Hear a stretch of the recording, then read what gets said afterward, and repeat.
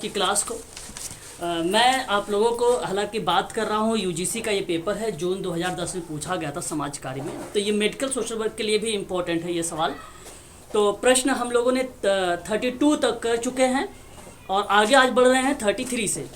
प्रश्न हमारे सामने ये है, कह रहा है कि आंकड़ों के समूह में सर्वाधिक बार आने वाला मूल्य कहलाता है क्या? माध्यिका या बहुलक या बारंबारिता या प्रसरण? आप जवाब मुझे बताएं जरा। आंकड़ों के समूह में सर्वाधिक बार आने वाला मूल्य क्या कहलाता है आपका? बताइए। सर्वाधिक बार अगर आने वाला मूल्य की अगर हम लोग बात करते हैं, क्या बहुलक कहलाएगा या बारंबारता? देखिए, माध्यिका तो नहीं होगा, और जहां प्रसरण की बात होती है, बात को ध्यान से एक बात सुन लीजिए आप सभी लोग। जहां हम लोग प्रसरण की बात करते हैं, प्रसरण मतलब एक प्रकार से फैलाव को रिप्रेजेंट करता है। किसको? फैलाव को रिप्रेजेंट करता है। तो यहाँ अगर हम बात करें क्वेश्चन नंबर 33 का, सही जवाब ऑप्शन नंबर सी होगा, बारंबारिता। ध्यान दीजिएगा, अगर यहाँ पे मूल्य के बजाय अगर पद की बात करें, ठीक है सर, ध्यान रखिएगा, अगर पद की बात करें, सर्वाधिक बार आने वाला जो पद है वो रिपीटेशन के रूप में आता है, तो वो बहुलक यानी मोड के रूप में आता है। लेकिन जब हम मूल्य यानी वैल्यूज की बात करते हैं तो वो बारंबारिता होती है, उसको इंग्लिश में कहा जाता है frequency. Option number C correct माना जाएगा। केंद्रीय प्रवृत्ति का माप, आप लोगों को बता दूं, यूजीसी की जब मैं रिसर्च वाली क्लास चलाऊंगा यूनिट नंबर 5, तो वहां पर मैं आप लोगों से परिचर्चा करूंगा, ध्यान दीजिएगा। क्वेश्चन नंबर हम बात करते हैं अब 34 के बारे में। भारत में एड्स के मामले, देखिए ध्यान से समझिएगा इस चीज को भी आप सभी लोग। भारत में एड्स के मामले में सर्वाधिक समयानुवर्ती संक्रमण का मतलब छूत है, बताइए। कैंसर है या ट्यूमर है या अल्सर या उसके बाद टीबी? बताइए कौन सा करेक्ट जवाब होगा? TB sir. टीबी यहाँ पर जवाब आ रहा है भी, टीबी। तो बहुत बढ़िया जवाब नहीं, टीबी अच्छा जवाब नहीं है।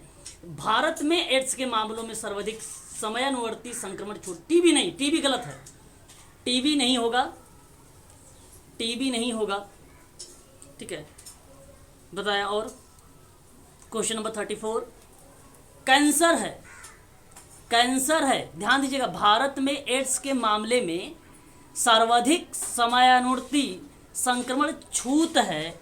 मैं आपको बता दूं, भारत में HIV का पहला जो मामला आया था वह वर्ष था 1986 और 1 दिसंबर को एड्स दिवस मनाया जाता है। 1992 में एड्स विरोधी अभियान चलाया गया था। राष्ट्रीय एड्स नियंत्रण एक पहला चरण में लाया गया था 1992 में, दूसरा चरण 1999 में लाया गया, तीसरा चरण जो लाया गया वो 2007 से 2012 के बीच में, और 2012 और 2017 के बीच में राष्ट्रीय एड्स नियंत्रण कार्यक्रम को संचालित किया गया। मैं आप सबसे बताऊं, यहाँ पे एड्स के मामलों में सर्वाधिक समयानुवर्ती संक्रमण है वो कैंसर है। वो क्या है? कैंसर है। ऑप्शन नंबर आपका पहला करेक्ट जवाब होगा। बात करते हैं क्वेश्चन नंबर 35 के बारे में। सर तो छूत थोड़ी होगा सर। छूत का मतलब यहाँ पे संक्रमण है, संक्रमण है। यहाँ पे आपको कंफ्यूज करने के लिए छूत को बात रिप्रेजेंट किया है, छूत तो है ही नहीं, ठीक है। यहाँ तो आपको कंफ्यूज करने के लिए ऑप्शन में दे दिया है, लेकिन संक्रमण दीजिए। देखिए आप लोग, क्वेश्चन नंबर मैं फिर से दिखा देता हूँ। देखिए यहाँ पे ब्रैकेट में डाला हुआ है, तो इसका मतलब बता दिया कि इसका मेन मोटो यही है, संक्रमण से, ठीक है, संक्रमण से। The poor and their money नाम एक पुस्तक है, काफी इंपॉर्टेंट पुस्तक है, ध्यान दीजिएगा। The poor and their money नाम पुस्तक के लेखक कौन है? तो रेदरफोर्ड हैं, सन 1999 में लाया था किताब ये। ऑप्शन नंबर आपका पहला सही रहेगा। अमर्त्य सेन के बारे में आपको मालूम होगा, अर्थशास्त्र के जनक कहे जाते हैं, जानते हैं आप लोग। सन 1998 में इनको नोबेल पुरस्कार मिला है अर्थशास्त्र में। याद रखना अमर्त्य सेन के बारे में ये 2 लाइन जो मैंने आपको बताया अभी। यूनिस खान पाकिस्तान के क्रिकेटर नहीं है, याद रखिएगा आप सभी लोग। यूनिस खान की बात यहाँ पे अगर हम करते हैं तो ये एक स्वतंत्र बैंक के रूप में यानी ग्रामीण बैंक के रूप में जाने गए थे। बेसिकली सामुदायिक विश्व बैंक की स्थापना किस विद्वान ने किया था? यूनिस खान ने किया था। और ये बात अक्टूबर 1983 और 76 के आसपास हमें देखने को मिलता है। याद रखिएगा आप सभी लोग, यूनिस खान की भूमिका कहाँ पर आती है? सामुदायिक विश्व बैंक में आती है। जब कभी भी यहाँ पे इनका नाम आएगा तो एक महबूबुल हक का नाम आएगा और एक यूनिस खान का नाम आएगा। इन दोनों लोगों का नाम जो है आप याद रखिएगा। बात करते हैं किंग्सले डेविस। आपको मैं बता चुका हूँ द्वितीय समूह में इनकी काफ़ी भूमिका रही है किंग्सले डेविस महोदय की, है ना। तो ये मैं लास्ट वाली क्लास में चर्चा आप सबसे कर चुका हूँ। बात करते हैं क्वेश्चन नंबर 36 के बारे में कि 2001 जनगणना के अनुसार स्त्रियों का लिंग अनुपात क्या है। देखिए ये 2001 के अकॉर्डिंग पूछा गया, हालांकि 2011 का नहीं पूछा गया। 2011 में बता देता हूं मैं आप लोगों को, लिंग अनुपात महिलाओं का 943 है 1000 पुरुषों पर, ध्यान रखिएगा। और ये 2001 की बात है और 2001 में 933 प्रति हजार था। याद आया आपको? बताइए। हाँ, मैं लखनऊ चिकित्सा समाज कार्य का कल थ्योरिकल क्लास ले लेता हूँ इसी जनगणना पर, और ये यूजीसी के लिए भी इम्पोर्टेंट रहेगा, ठीक है, और मेडिकल सोशल वर्क के लिए भी इम्पोर्टेंट रहेगा। तो कल की क्लास जो हो जाएगी जनगणना पर आधारित हो जाएगी। जनगणना से संबंधित हम लोग इस पर क्लास एक कर लेते हैं कल वाली। बात करते हैं क्वेश्चन नंबर 37 के बारे में। सूची एक तरफ 1 दिया गया है, दूसरी तरफ सूची 2 दिया गया है। ये काफ़ी इंपॉर्टेंट सवाल है, इस पे स्टार लगा लीजिएगा, नोट्स बनाते रहिएगा आप सभी लोग। सूची 1 में परिस्थितिकी दिया है और जरा विज्ञान दिया जिसको जरंटोलॉजी कहा जाता है। और ये एक बार और एग्जाम में प्रश्न में आया हुआ है, जरंटोलॉजी अलग सेपरेट करके। और जरंटोलॉजी वृद्ध लोगों का अध्ययन किया जाता है। हाँ, करेक्ट जवाब। और अपराध विज्ञान एक है और एक महामारी विज्ञान है।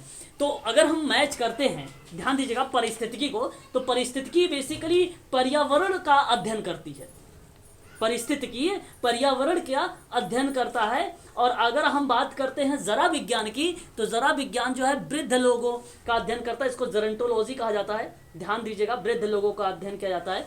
और ये अपराध विज्ञान है, अपराध विज्ञान अपराध का अध्ययन करेगा, जाहिर सी बात है। और महामारी, देखो महामारी को हेतु विज्ञान भी कहा जाता है, ये नया एक शब्द है हेतु विज्ञान।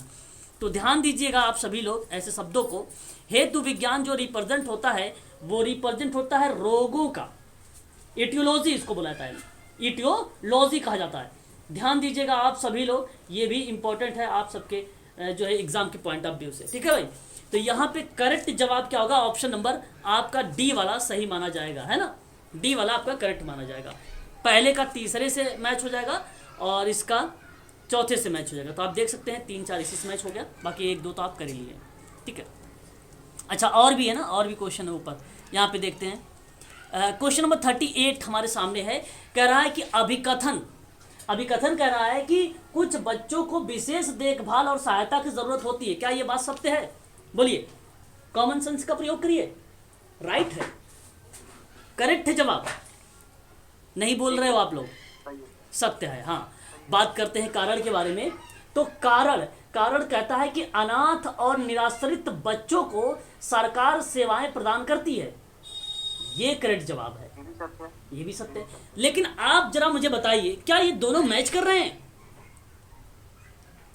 देखिए, एक तरफ विशेष देखभाल की बात हुई कुछ बच्चों को लेकर, दूसरी तरफ साफ शब्दों में कह दिया गया है कि अनाथ और निराश्रित बच्चे। तो क्या एक है ये दोनों? जब एक नहीं है तो व्याख्या नहीं होगी, स्पष्टीकरण नहीं होगा। ऑप्शन नंबर बी करेक्ट होगा। यहां पर ऑप्शन नंबर आपका बी करेक्ट रहेगा। ए आर दोनों सही हैं, परंतु जो आर है वो ए का स्पष्टीकरण नहीं कर रहा है। इस चीज को आप ध्यान रखेंगे। क्वेश्चन नंबर 39 की बात करेंगे हम लोग। कह रहा है कि आदिवासियों को समाज की मुख्य धारा में एकीकृत करना अभी बाकी है। ये सत्य मान रहे हो कि नहीं मान रहे हो आप लोग? हाँ सर। जी बिल्कुल करेक्ट जवाब। बताइए जरा कि आदिवासी अपनी पहचान और संस्कृति, अब यहाँ पर पहले तो मैं बता दूं कि स्पष्टीकरण है कि नहीं है, व्याख्या हो रही कि नहीं हो रही है, क्योंकि आदिवासी ऊपर आदिवासी नीचे, पॉइंट उसी के आधार पे नीचे बताया जा रहा है कि पहचान और संस्कृति को बनाए रखना चाहते हैं। ये जवाब सत्य है। हाँ, व्याख्या सत्य है। अब अगर व्याख्या सत्य है तो आप आंख बंद करके ऑप्शन नंबर बी का चुनाव करें। ऑप्शन नंबर बी आपका यहाँ पर क्वेश्चन नंबर 39 का करेक्ट मान लिया जाएगा। करेक्ट मान लिया जाएगा। क्वेश्चन नंबर 40 हमारे सामने बहुत ही इंपॉर्टेंट सवाल। देखिए ये प्रश्न 2021 में सोशल वर्क में पूछा गया था। अच्छा ये प्रश्न में अगर मैं आपसे कहूँ तो एक आध पॉइंट है, सारी पॉइंट नहीं है। जैसे इस साइड से सूची 2 को अगर आप देखेंगे तो आपको याद आ जाएगा कि ये वाला सीधा सीधा 2021 में प्रश्न आया हुआ था। बताइए जरा NIRD का मतलब होता है national institute of rural development, राष्ट्रीय ग्रामीण विकास। बताइए जरा, जो पंचायती और राज्य संस्था को रिप्रेजेंट करती है। अरे भाई जनरल ऑफ रूरल डेवलपमेंट यहाँ पे आ गया ऑलरेडी। देखिए ऑप्शन नंबर यहाँ पे 4 में TISS का नाम पता है? Tata institute of medical science, मालूम है भाई? 1936 में। देखिए 2006 में NIRD को डेवलप किया, इसका जो है स्थापना हुई थी 2006 में।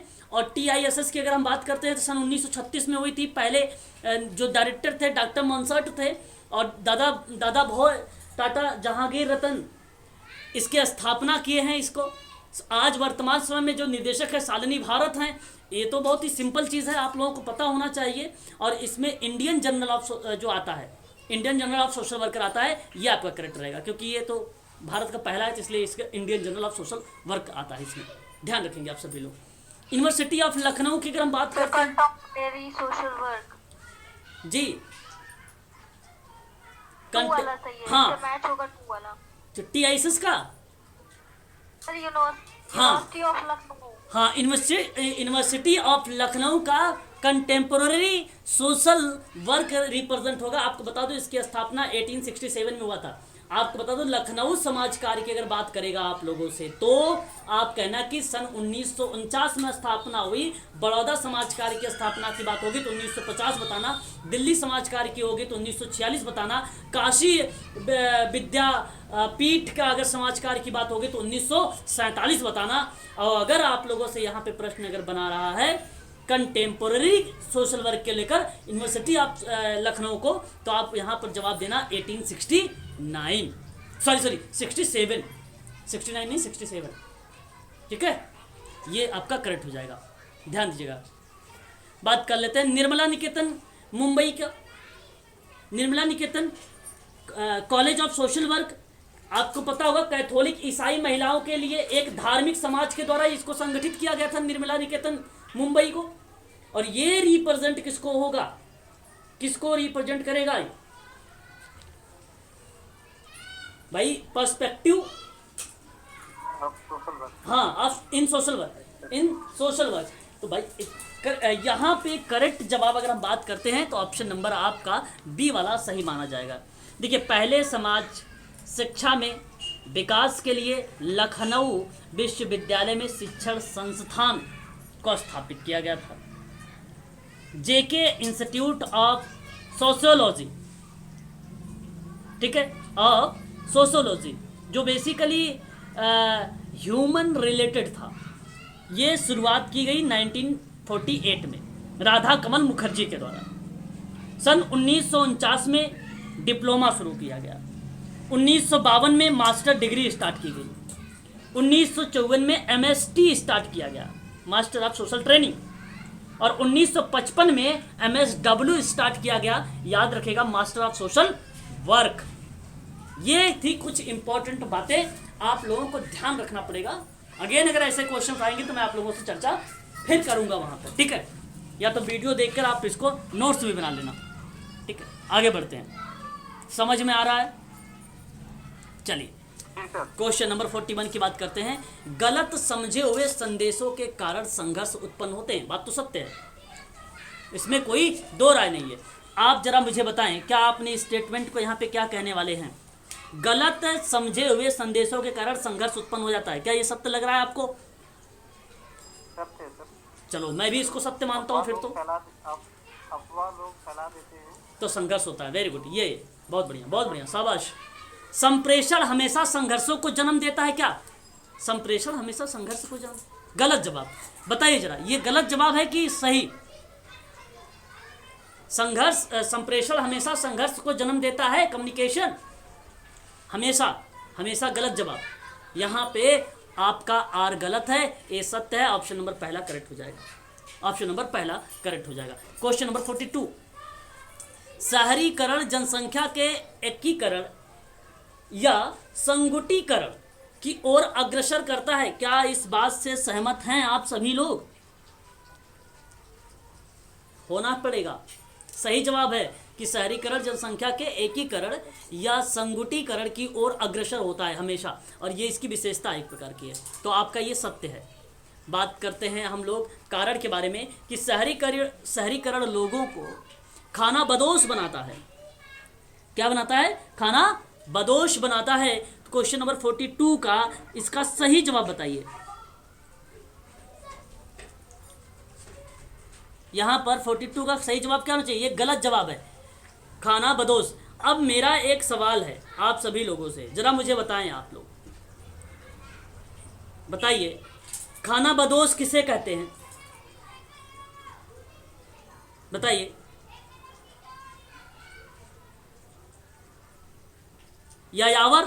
यायावर बेसिकली क्या होता है?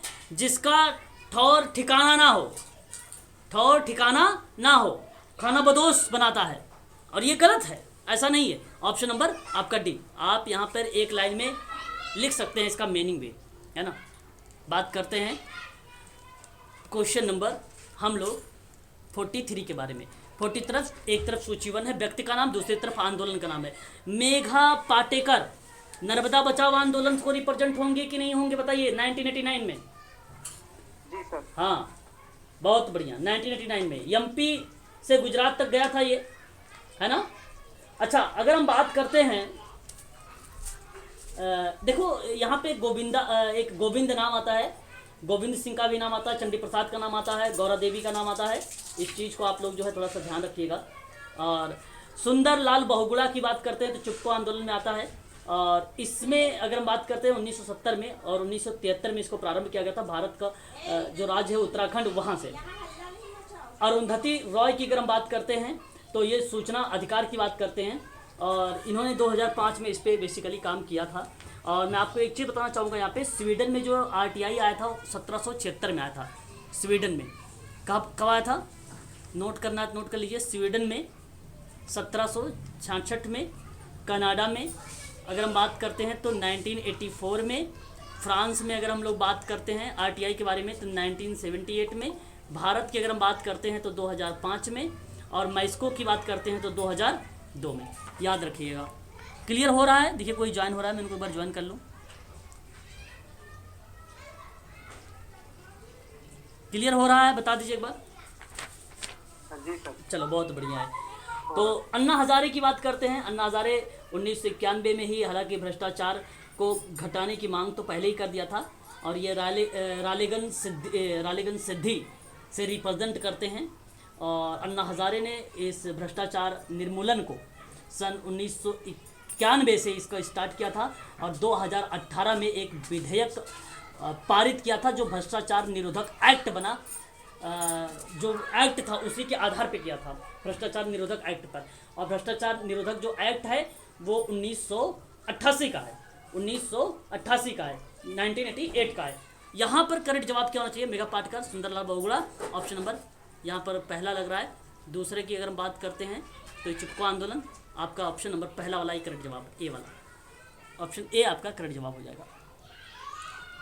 बात कर लेते हैं क्वेश्चन नंबर 44 के बारे में। भारतीय संविधान समता एवं सामाजिक न्याय प्रदान करता है। क्या इस बात से सहमत हैं आप लोग? बिल्कुल हाँ, सत्य है।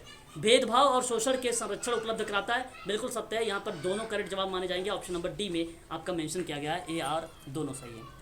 सूची 1 सूची 2 है। देखिए ये प्रश्न काफ़ी इंपॉर्टेंट, इस पर स्टार लगाइएगा आप सभी लोग। ये एग्जाम में हो सकता है आप लोगों को देखने को मिल जाए। मनोविश्लेषणात्मक सिद्धांत के बारे में अगर हम चर्चा करते हैं तो सिगमंड फ्रायड का नाम हमें देखने को मिल जाता है, और इस चीज़ को आप लोग ध्यान रखिएगा। इन्होंने इरोस और थेनाटोस दो ऐसे मूल प्रवृत्तियों के बारे में जिक्र किया है। इस चीज़ को याद रखिएगा।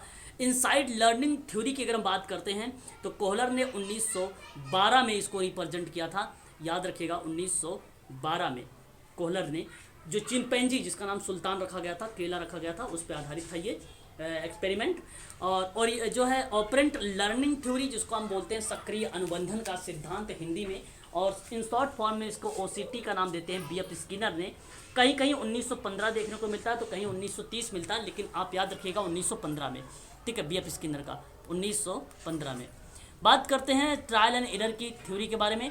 Trial and error EL Thorndike का नाम आता है, जिन्होंने कहा था प्रयास एवं भूल, हाँ, ट्रायल प्रयत्न एवं गलतियों से या गलती या त्रुटि से व्यक्ति क्या करता है, सीखता है। तो ये ईएल थॉर्नडाइक का जवाब दीजिएगा।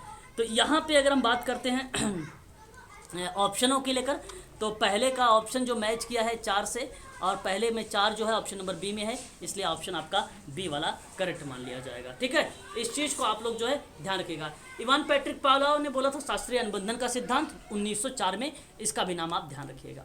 ठीक है, अब हम बात करते, देखिए यहाँ पर एक लेखांश आता है।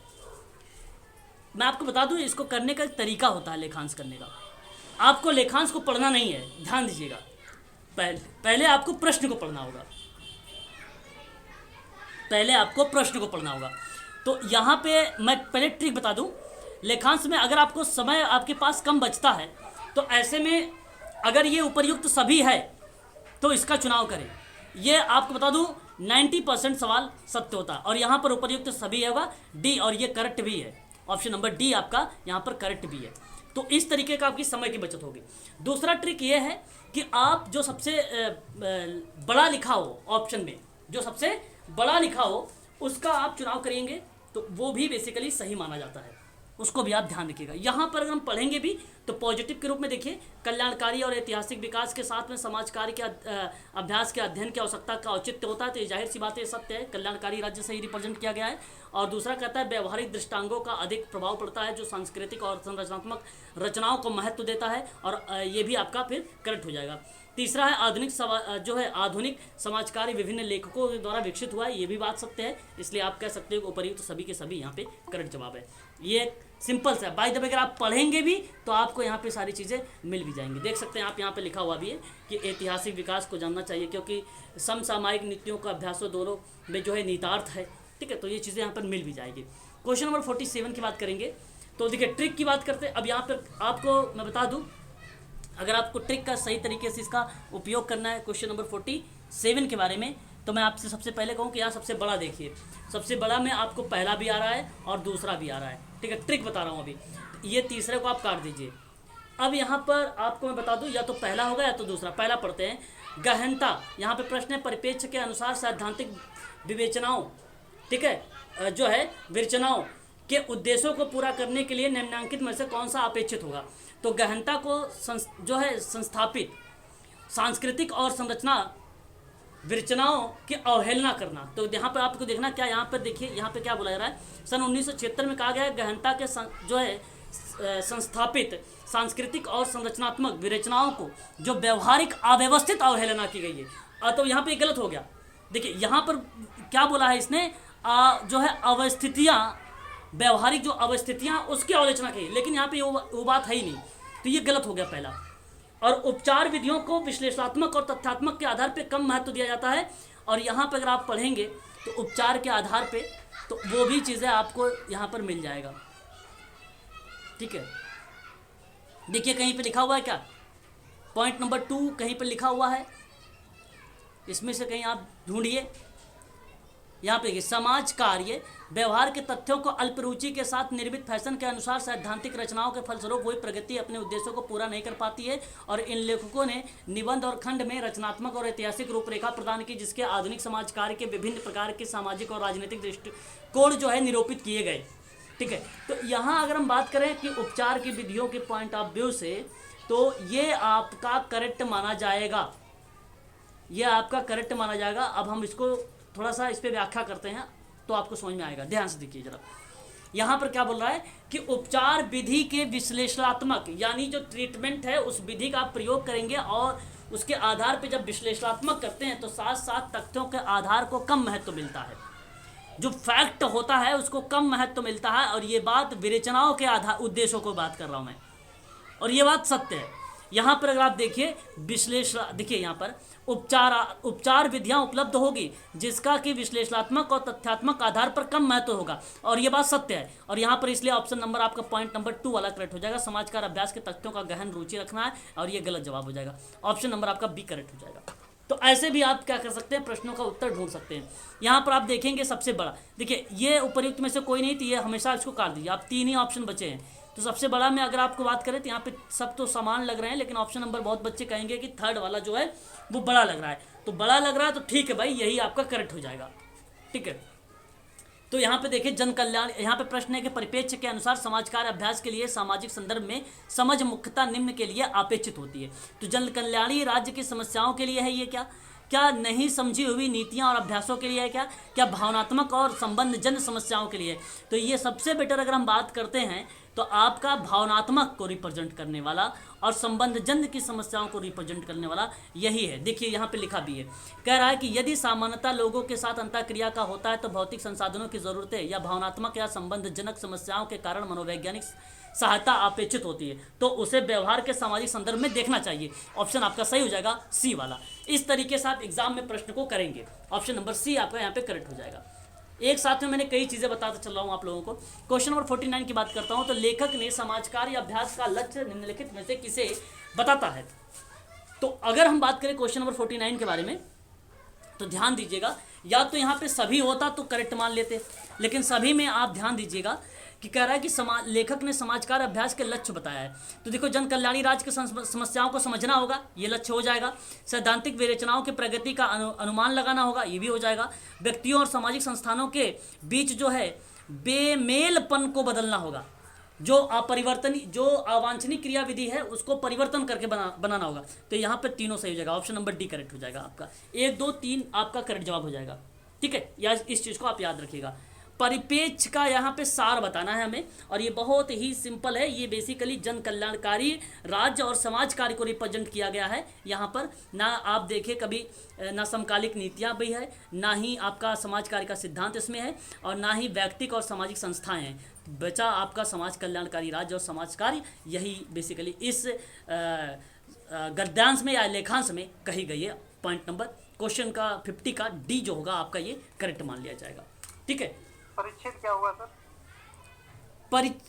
परिच्छेद का मतलब वही है उसका परिप्रेक्ष्य दृष्टिकोण, परिप्रेक्ष्य क्या सार है उसका, निचोड़ क्या है, निचोड़ आप निचोड़ बताइए, ओवरव्यूज दीजिए अपने टोटली पूरा लेखांश क्या है। तो पूरा लेखांश जन कल्याणी राज्य पर आधारित है। और जन कल्याण जहाँ कहीं लिखा हो, एक ट्रिक बता देता हूँ, ये भी वो ट्रिक आपका 90% सही होगी। अगर नहीं आता है तो अगर ऐसे प्रश्न समझ नहीं आ रहे तो हमेशा जन कल्याण जहां लोगों का जनता का कल्याण हो रहा है वही ऑप्शन आपका सही माना जाएगा 90%। सोशल वर्क में ध्यान रखिएगा, ये सोशल वर्क की बात बता रहा हूं मैं आपको। ठीक है, पार्ट ए में नहीं है, पार्ट ए का ये अलग ट्रिक अलग है, पार्ट में बी की बात कर रहा हूँ, सोशल वर्क का ये ट्रिक बता रहा हूँ। ठीक है, ठीक है, तो कल हम लोग बात करेंगे जनगणना पे थोड़ा सा। ठीक है, आज के लिए इतना ही रखिए। यहाँ पे देखिए नीचे आपको क्वेश्चन भी मिल जाएंगे, है ना। क्वेश्चन नहीं है क्या इसमें? चलो क्वेश्चन नहीं, अच्छा है क्वेश्चन, यहाँ पर देख सकते हैं आप। क्वेश्चन का जो आंसर है वो आपको यहाँ पे मिल जाएगा, आप इसको देख लेना। ठीक है, ठीक है ना। और इसके संबंध में आज की क्लास यहीं मैं स्टॉप करूँगा। कल मैं जो है आप लोगों को जनसंख्या के